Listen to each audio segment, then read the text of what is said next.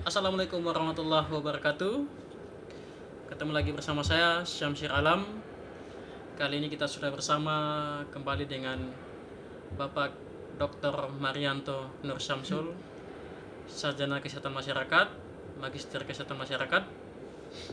Kita berbincang-bincang santai dengan tema kesehatan, terutama kesehatan dalam perspektif Islam. Ya, bisa dibuka sendiri sedikit Pak Dokter, bagaimana itu kesehatan menurut perspektif Islam? Oh ya, baik. Bismillahirrahmanirrahim. Assalamualaikum warahmatullahi wabarakatuh. Alhamdulillahi wahda. Wassalatu wassalamu ala man la nabiyya ba'da. Asyhadu an la ilaha illallah wahdahu la syarika lah. Wa asyhadu anna Muhammadan abduhu wa rasuluh. Jadi alhamdulillah kita kembali berjumpa dalam bincang-bincang kita kali ini bersama Syamsir Alam SKM dalam channel YouTube-nya dengan tema pada kali ini kita akan membahas atau berbincang sedikit tentang hal-hal yang berkaitan dengan kesehatan di dalam Islam, kira-kira begitu, bahwa Islam sangat memperhatikan mengenai kesehatan ini. Kalau kita merujuk kepada wahyu atau katakanlah Al-Quran, sedikitnya kita akan menemukan beberapa termin ya, atau istilah yang mengasosiasikan atau yang berkaitan secara erat dengan kesehatan ini. Di antaranya misalnya kata kuah atau kuat dalam arti kuat fisik, kuat mental, kuat pemikiran. Ini diulang banyak kali di dalam Al-Quran. Kemudian ada juga kata itma'anna. Itma'anna itu maknanya sehat dalam hati atau jiwa, kesehatan jiwa. Kemudian ada juga yang disebut dengan tahara. Tahara itu adalah kebersihan, bersih fisik, bersih psikologis, bersih dari kelalaian dan seterusnya. Ada juga tazkiyah, pembersihan hati, ada marid atau penyakit dan yang lain-lainnya, ada azab, ada rijsun. Ya, rijsun berhubungan dengan kotoran fisik ya, atau ketidakseluruhan dan seterusnya. Ada bahkan syifa. Bahkan ya di dalam Al-Quran kita melihat di dalam Al-Quran itu disebutkan syifa wa rahmah. Ya, wa nunazzilu minal Qur'ani ma huwa syifa wa rahmah. Ya, Allah menurunkan Al-Quran, di dalamnya ada obat dan rahmat. Ya. Kalau kita menelusuri lebih lanjut, misalnya di dalam ya perkataan Nabi atau yang biasa dikenal dengan hadis itu, ya, di antaranya Rasulullah SAW bersabda, tidaklah Allah Ta'ala menurunkan suatu penyakit, ma anzalallahu da'an illa anzalahu syifa'an, kecuali kalau Allah Subhanahu wa Ta'ala menurunkan pula obatnya. Nah, itu di dalam, jadi tidak ada penyakit kecuali ada obatnya. Berarti semua penyakit yang ada di atas permukaan bumi ini ada obatnya. Nah, termasuk COVID-19 ini. Ya. Ini ada obatnya ini. Ya. Demikian juga dalam hadis yang lain bahwa likulli da'in dawa. Semua penyakit pasti ada obatnya. Hanya kadang-kadang belum ketemu saja, atau dalam pendekatan medis modern tidak sesuai dengan resepnya, atau resepnya itu tidak sesuai dengan penyakitnya. Tetapi kalau sesuai, ya, maka insya Allah semua penyakit ada obatnya. Karena itu dalam perspektif Islam, kesehatan ini adalah sangat penting. Nah, kalau kita menelusuri lebih jauh lagi, ketika kita berbicara tentang kesehatan di dalam Islam ini ada dua, ada kesehatan jiwa dan kesehatan fisik. Itu misalnya Imam Al-Ghazali rahimahullah menjelaskan tentang itu. Misalnya dia mengatakan bahwa antara kesehatan jiwa dan kesehatan fisik ini begitu erat hubungannya, tidak bisa dipisahkan satu sama lain. Karena itu kalau ada orang yang sakit jiwa, biasanya ikut juga sakit fisiknya. Kalau ada orang yang sakit fisik, biasanya ikut juga sakit jiwanya. Kalau sakit gigi, ya sakit dengan dia stres. sakit mah stres, atau bahkan stres bisa menyebabkan ya meningkatnya asam lambung dan seterusnya. Sehingga Imam Al-Ghazali mengatakan bahwa antara sakit fisik dan sakit jiwa ini seperti kuda dan penunggangnya. Ya, kuda itu seperti fisik dan penunggangnya itu adalah jiwa. Karena itu ini sangat penting, sehingga seorang muslim atau seorang yang beragama Islam harus memahami ini dengan baik, bahwa sesungguhnya mengenai penyakit dan kesehatan ini di dalam Islam juga benar-benar sangat diatur, ya, diatur. Ya. Demikianlah juga yang disebutkan di dalam Al-Quran. Tadi kita sebut dalam Al-Quran surah Isra, misalnya, ya, wa nunazzilu minal Qur'an ma huwa shifaa'un wa rahmah. Kami turunkan Al-Quran itu sebagai obat atau ya penawar penyakit, dan di dalam ada rahmat. Ya, hanya saja memang sekarang ini kita sudah terpengaruh dengan perkembangan peradaban Barat, sehingga seakan-akan ketika kita berbicara tentang kesehatan itu kita berbicara tentang teori-teori dari Barat. Misalnya teori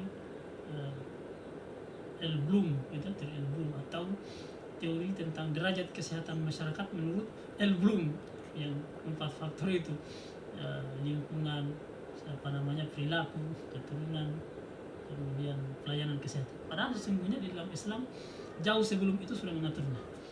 Saya kira sebagai pengantar seperti itu. Ini menarik ini, dokter. Apalagi di zaman sekarang ini kita lagi dalam masa pandemi.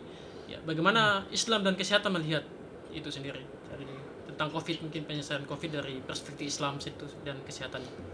Iya, tadi kita sudah sebutkan bahwa kullu likulli da'in dawa. Jadi semua penyakit pasti ada obatnya. Ya. Ini adalah perkataan Nabi, hadis yang diriwayatkan Imam Muslim. Dan sehingga kita harus meyakini bahwa termasuk COVID ini mesti ada obatnya, walaupun obat yang dimaksud adalah seperti dalam pendekatan virus ini tidak membunuh virus tetapi melemahkan virus. Yang pasti bahwa dia menyembuhkan penyakit, ya kira-kira begitu. Dia menyembuhkan penyakit, sehingga semua penyakit itu ada obatnya, dan tentu obatnya adalah juga diturunkan oleh Allah SWT. Hanya saja memang obat itu belum ditemukan, atau belum didapatkan oleh manusia, oleh para peneliti mungkin dan seterusnya. Walaupun sekarang ini ya banyak yang mengaku bahwa dia sudah punya obat COVID melalui herbal, ya itu juga tidak serta-merta harus langsung dibenarkan atau disalahkan, karena memang kadang-kadang seperti tadi, setiap orang cocok dengan herbal tersebut tetapi orang yang lain tidak cocok, ya sehingga itu tadi tidak ketemu antara obat dan penyakit. Yang pasti bahwa semua penyakit itu ada obatnya. Selain itu misalnya kalau kita melihat contoh munculnya penyakit-penyakit yang lain, kan di masa terdahulu juga ada wabah seperti ini, dan subhanallah luar biasa konsep kesehatan masyarakat sekarang itu yang menyebut bahwa ada social distancing, kemudian physical distancing, yang jaga jarak, ke masker dan seterusnya. Itu bahkan di masa Rasulullah juga sudah ada itu. Di masa sahabat juga sudah ada konsep itu, ketika ada sahabat yang masuk ke dalam sebuah kota di Madinah pada saat itu, lalu kemudian di sana ada wabah, maka para sahabat yang lain mengatakan bahwa di sana ada wabah, maka sahabat Umar bin Khattab radhiyallahu anhu mengatakan bahwa kalau begitu, setelah berunding dengan sahabat-sahabat dari kaum Ansar, Muhajirin dan seterusnya, maka Umar bin Khattab mengatakan bahwa kalau begitu kita pulang ke Makkah pada saat itu, tidak jadi masuk ke Madinah, agar supaya tidak terjadi penularan, dan yang di dalam kota Madinah jangan lagi keluar dari situ supaya tidak menularkan. Dan itu konsep PSBB sekarang.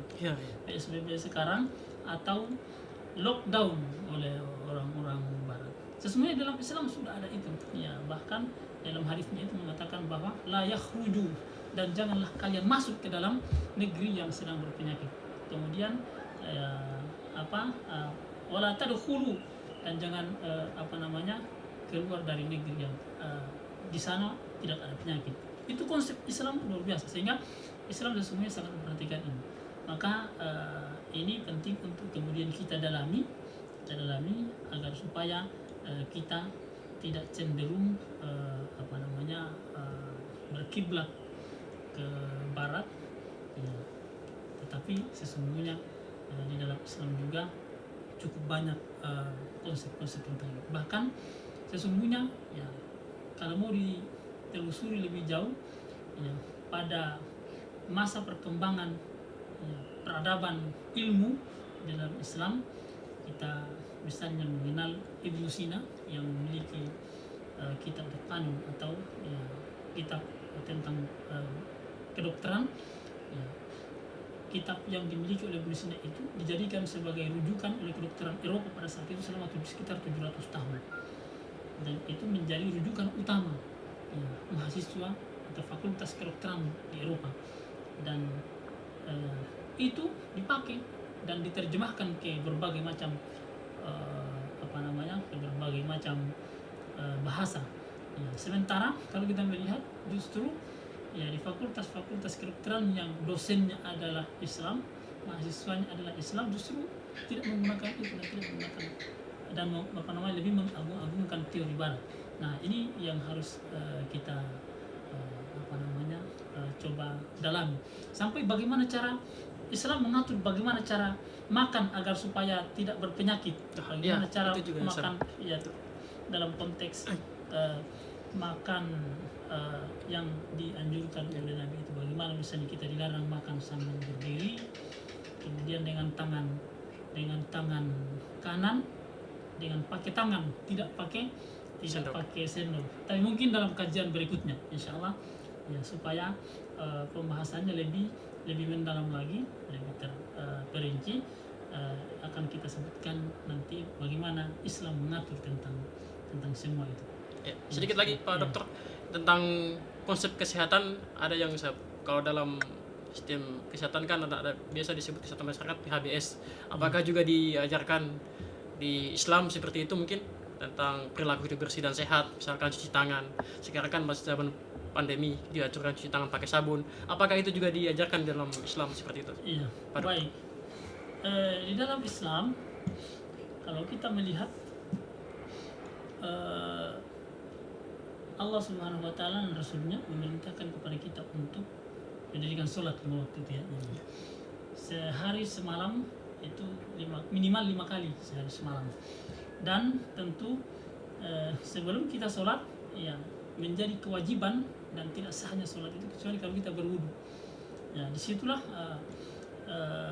konsep PHBS itu berlaku dengan sangat sempurna ya, menurut pandangan saya, sehingga diibaratkan orang yang mau sholat itu seperti dia mandi di kali dalam sehari semalam itu 5 kali ya.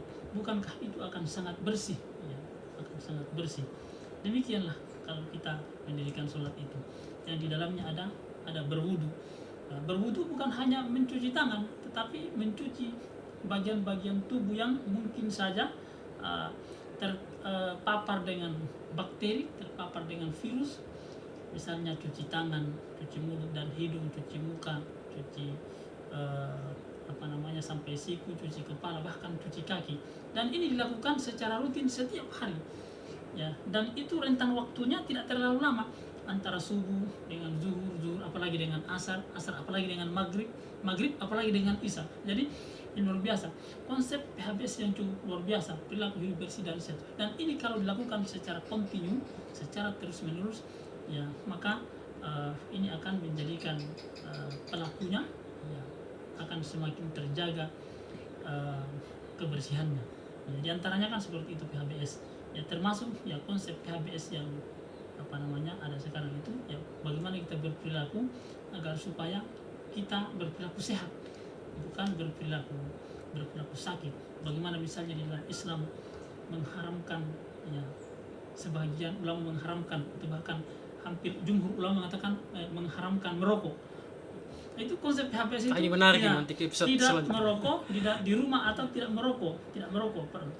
Bahkan konsep PHBS itu menjadi indikator kesehatan itu hanya tidak merokok di rumah.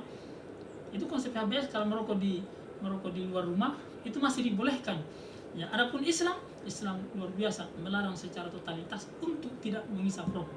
Karena kenapa? Yang dihisap itu adalah penyakit, dan tentu ini akan kita kaji secara mendalam dalam pertemuan-pertemuan berikutnya. Saya kira akan banyak pertemuan yang akan kita lakukan, dan saya sangat mendukung Pak Syamsir Alam ya dalam channel YouTube-nya. Insya Allah kita akan fokus, kalau secara pribadi kita akan fokus untuk membahas tentang kesehatan dalam Islam. Amin. Dan itu akan sangat banyak ya materi-materi atau ya tema-tema yang akan kita angkat.